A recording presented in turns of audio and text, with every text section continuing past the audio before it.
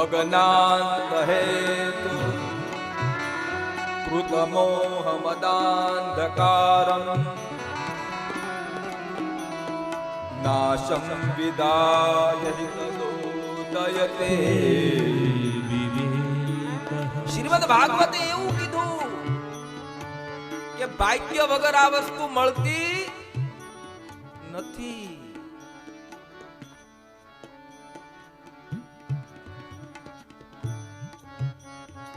એવા પ્રકારના દાખલા જોયા, એવા પ્રકારના કે અહીંયા સામા બેસી જાવ ને કથા ભાગ્યમાં ન હોય ને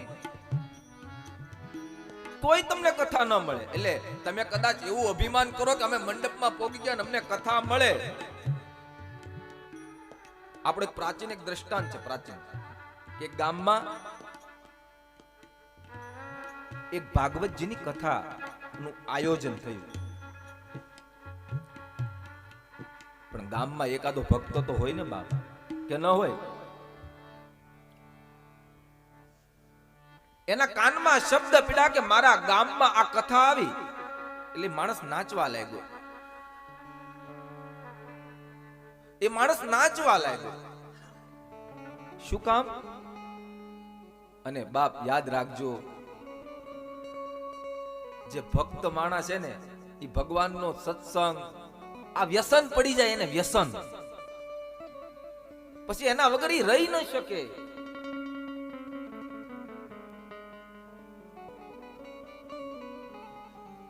એ માણસ નાચવા લાગ્યો. મારા ગામમાં કથા આવી, 7 દિવસ બધા કામ છોડી દેવા છે, બસ ભાગવતજીના ચરણે આમ નતમસ્તક દંડવત થઈ જવું છે.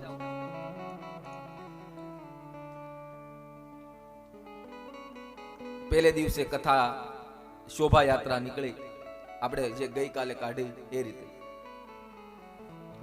એ ભક્ત ભગવાનનો નવા કપડા પહેરી હાથમાં કડતાલ લઈ ને શોભાયાત્રામાં નીકળ્યો. ફટાકડા ફોડે, અબીલ ગુલાલ, દરબારોના ગામમાં કથા બંદૂકના જોટા ફોડે. ઈ ભક્ત નાચે. અને બન્યું એવું, કોઈ દરબારે ઈ ભક્તની બાજુમાં ઉપર બંદૂક રાખી અને આમ જોટો ફોડ્યો, બંદૂક ફોડી, અને એવો અવાજ આવ્યો ને કે જે ભક્ત હતો ને એના કાનની ધાક બેહી ગઈ, કાન બંધ થઈ ગયા. કાનમાં આંગળી નાખે, કાંઈ સંભળાય નહીં. બધા ડિસ્કો કરી જોવે ખરા, ગરબા લે જોવે ખરા, પણ એના કાનમાં પાણી નાખ્યું, આમ આંગળી નાખી, હલાવી, એમ કરતા કરતા કરતા પોગી ગયા મંડપમાં, પોથી પધરાવી દીધી. કથાની શરૂઆત થઈ, સ્પીકર પાસે બેઠો, સંભળાય તો, પણ કાંઈ સંભળાય નહીં. આમ ઈશારા જોવે બધા. એક દિવસ પૂરો થયો ને ભગવાનની પાસે જઈને કહેવા લાગ્યો, મારા બાપ ભગવાન, આ મારો એક દિવસ વાંધ્યો, આવો શબ્દ વાપર્યો, મારો એક દિવસ વાંધ્યો.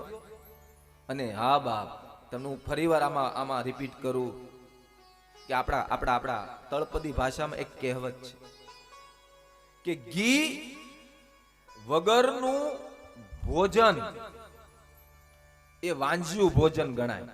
આવા વડીલો પેલા આવું કહેતા, ઘી વગરનું, ભાણામાં થોડુંક તો એક ટીપું તો ટીપું ઘી લેવું પડે. શું કામ? તો કે ઘી વગરનું ભોજન એ વાંજ્યું.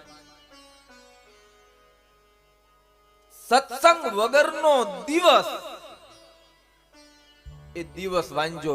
તમે હવારમાં ઉઠો ને રાત્રે સુવો, એક વાર પણ ભગવાનનું નામ તમારા મુખમાંથી ન નીકળ્યું હોય ને, એક વાર પણ ભગવાનનું નામ તમે ન લીધું હોય ને, તો બેઠા બેઠા સુતા સુતા એટલું વિચારજો કે મારા આયુષ્યમાંથી એક દિવસ વાંજો પસાર થયો.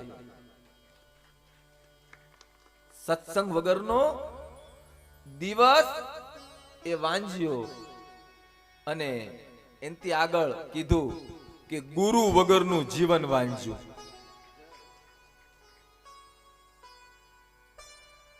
તો ઈ માણસ વિચાર કરવા લાગ્યો કે આ મારા મારા મારા આયુષ્યમાંથી આ વાંજો દિવસ વહી ગયો. કાનના ટીપા નાખ્યા રાત્રે સુતા સુતા. બીજે દી સવારના કથાના મંડપમાં આવ્યા ભાઈ મુરબ્બી ભક્ત. બીજે દિવસ કથા શરૂ થઈ તોય કાંઈ સંભળાય નહીં. કરતા કરતા બીજો દિવસ પૂરો થયો, ત્રીજો દિવસ પૂરો થયો. હવની પેલા આવી જાય. જો ભગવાનનો ભક્ત કેટલો કે હવની પેલા આવીને વયો બેસી જાય. કથાની મર્યાદા હતી બાપ, આ વ્યાસપીઠની મર્યાદા હતી.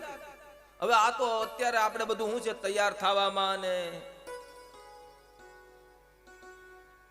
જોઈએ નહીં કે 9, 9:30, 10 એવું થઈ ગયું છે. આપણા આંગણે કથા આવી છે તો બીજો દિવસ વયો ગયો, ત્રીજો દિવસ ગયો, એમ 7 દિવસ આવીને બેસી જાય પણ એના કથાના શબ્દ એના કાનમાં ન પડે. 7મા દિવસે કથા પૂરી થઈ અને એક કથાનો નિયમ એવો છે કે જે રીતે પોથી લાવ્યા હોય ને એ રીતે પાછી પોથી લઈ જાવી પડે. એટલે કથા પૂરી થઈ, બેનો કીર્તન ગાતા ગાતા શેરી વળાવીને સજ કરવું એવું બોલીને માથા ઉપર મૂકી પોથી આનંદમાં ને આનંદમાં ધામધૂમથી પોથી યાત્રા નીકળી. ફરી ફટાકડા ફોડે, અબીલ ગુલાલ ઉડાડે, બંદૂક ફોડે. એ બધું કરતા કરતા એક દરબારે બંદૂકમાં ગોળી ચડાવી.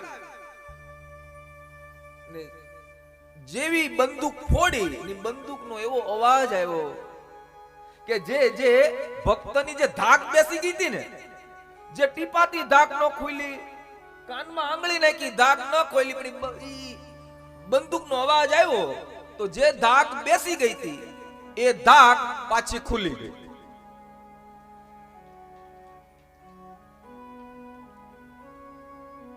માતાઓ કેટલા